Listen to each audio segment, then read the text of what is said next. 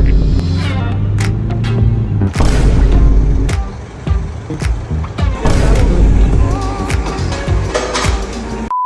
nga tayo ngayon sa Mags Pro para magpapalit ng gulong. Ito nga yung nabenta natin na Bridgestone 4 pieces.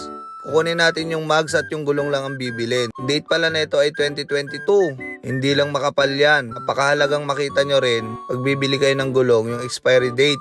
Kung ilang taon na yung gulong, hindi lang sa basta kakapal yung bumabase. At andito na nga si Tita Cha, nga pala yung bibili ng gulong natin. At nakiusap na rin siyang tayo na rin na magpapalit. Kaya nga pinagpalit na namin muna tong Montero ito sa MUX niya. At nakita nyo naman yung gulong niya, napakapudpud na. At iiwanan na muna natin si Tisoy dyan. Ito na nga at napakalakas na itong MUX niya ay naka-remap. Pero street tune lang naman ito kaya hindi ganun kalakas. Dahil pang daily at pang biyahe niya lang naman. Kaya saktong remap lang naman yung ginawa dito. Sinusubukan nga natin at pinipiga ay napakasarap sa pakiramdam at walang ka-delay-delay yung sasakyan niya. Ito nga pala ay 2017 na MUX 1.9 engine RZ4E lang. Dito na nga pala tayo sa Mags Pro para magpapalit. Pinabaklasan natin yung mags dahil iuwi natin yung mag at lilinisin nilang natin. Sa mga may gustong bumili ng mags dyan, pwede nyo tong makuha sa akin at madali lang naman din akong kausap. Latest nga pala yung pinagkuhanan ko ng Mitsubishi niyan na Estrada.